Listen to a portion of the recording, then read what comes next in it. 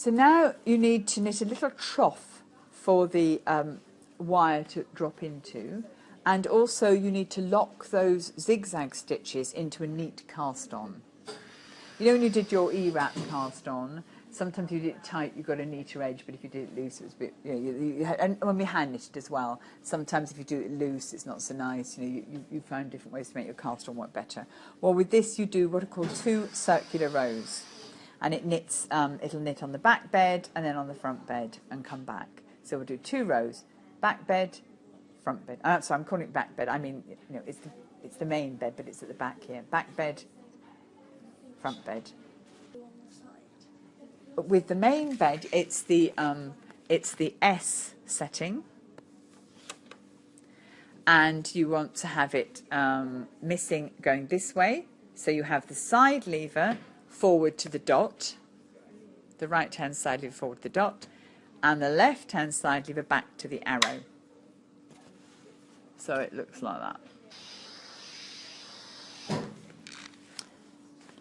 So S, and you have the right-hand side lever forward and the left-hand side lever back. And no punch card in the puncher, in the punch card reader. That's the important thing as well. Otherwise it'll try and knit that pattern. And then on the ribber, because we're going to be missing going to the right on the main bed, we want this one to knit, so we leave this on 1, and we put the left-hand one back. So if you put your hands and you sort of went like this, that's the sort of setting you want. You pull them forward and you push them back.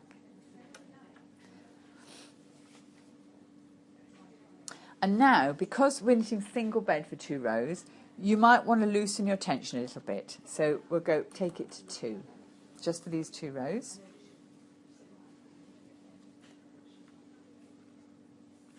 And sorry, everyone's ready. And now we'll take the carriage across.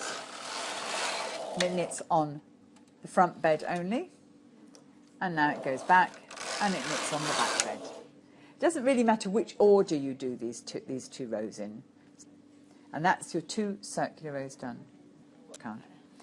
Okay, now we'll take my tension back to 1. Might be too tight, we'll try. And now you can knit all needles. And your first row looks like this. It's knitted all needles. So when was the tension changed? I changed it after my circular rows. So I cast on 1, I knitted my circular rows at tension 2, and I've gone back to 1 for my all needles. Okay. And the yarn, as you can see, goes backwards and forwards. It goes to the back bed, to the front bed, and makes a stitch in a zigzag, rather like the zigzag where we saw, but because there are stitches hanging on there already, you can see the old stitch in there. There, that's it hanging on there. You see it? Oh, where's my thing? There it is. It's hanging, you can see like a bar. That's the old stitch hanging, pushed down, like on the back of your stocking stitch when that happens. And so now you're knitting all needles, and you carry on. You may want to tug it down sometimes. You may need to check your end. On your end here, end stitch sometimes. Oh, God. End stitch here. Sometimes they don't clear properly, and you may just need to fiddle around with them and just watch them. And that can be affected by your top tension. You may need to loosen your top tension a bit if that top one doesn't clear properly.